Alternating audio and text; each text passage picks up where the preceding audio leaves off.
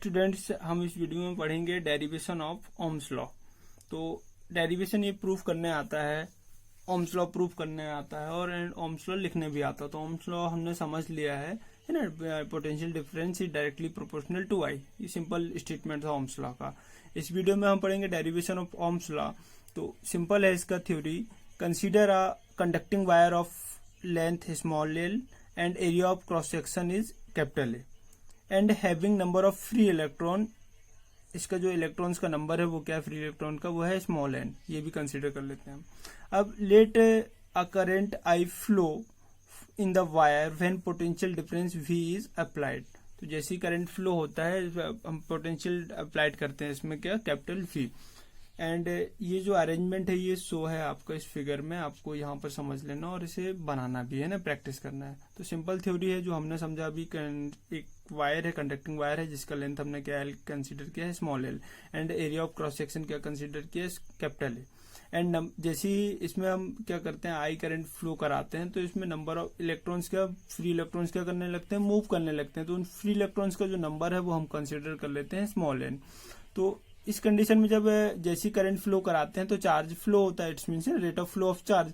तो जो चार्ज होता है वह इस कंडक्टिंग वायर में फ्लो करने लगता है, और चार्ज जैसे ही फ्लो करता है तो जो नंबर ऑफ फ्री इलेक्ट्रॉन होते हैं वो अब चार्ज फ्लो की अपोजिट डायरेक्शन में क्या होते हैं, मूव करते हैं, है ना, विथ कांस्टेंट एवरेज वेलोसिटी के साथ। तो वही कांस्टेंट एवरेज वेलोसिटी जो होती है उसे हम क्या कहते हैं, ड्रिफ्ट वेलोसिटी।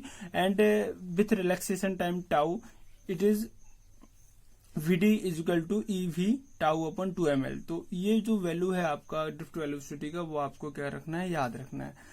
तो ये हो जाता है ड्रिफ्ट वेलोसिटी का वैल्यू, और ये आपको याद होना चाहिए यदि आप ये डेरिवेशन प्रूफ करना चाहते हैं एग्जाम में ना प्रॉपरली। तो ये वैल्यू आपको याद होना चाहिए। Drift velocity is given is equal to EV tau upon 2ml where m is equal to mass of electron.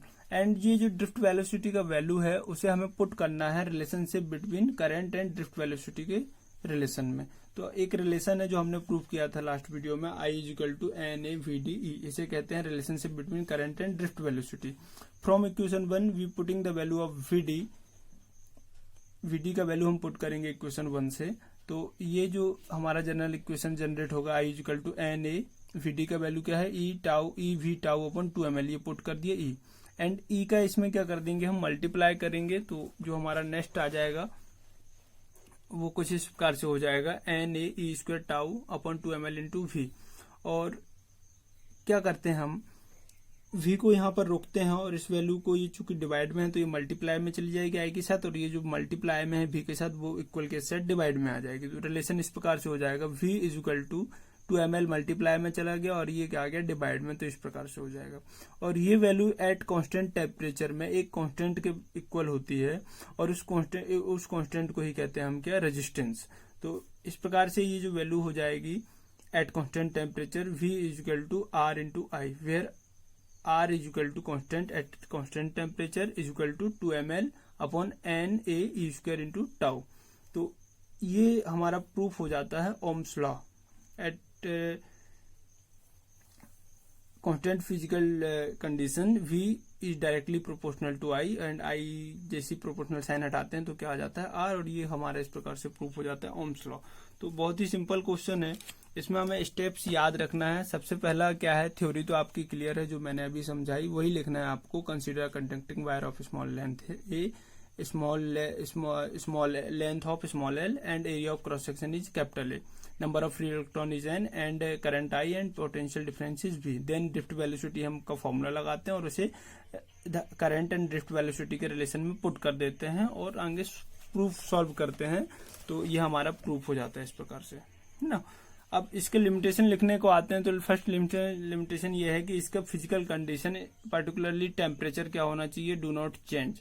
मतलब जब ये ओम्स लॉ तभी फॉलो करेगा जब टेम्परेचर क्या रहेगा, चेंज नहीं होगा विथ रिस्पेक्ट टू टाइम। तो ये हो जाता है फर्स्ट लिमिटेशन। सेकेंड है no strain is produced in the conductor.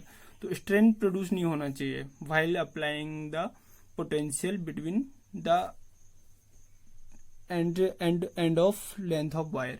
तो ये हो जाता है आपका स्ट्रेन प्रोड्यूस नहीं होना चाहिए। स्ट्रेन प्रोड्यूस नहीं होना चाहिए इसका मतलब जैसे हम उसमें करंट फ्लो कराते हैं कंडक्टर वायर में, तो उसमें कोई डिकम्पोजिशन होकर उसका शेप साइज चेंज नहीं होना चाहिए, स्ट्रेन प्रोड्यूस नहीं होना चाहिए। तो ये हो जाता है लिमिटेशंस ऑफ ओम्स लॉ, जो आपको याद रखना है। बहुत ही अच्छा क्वेश्चन है और अक्सर एग्जाम में आ जाता है। Thank you.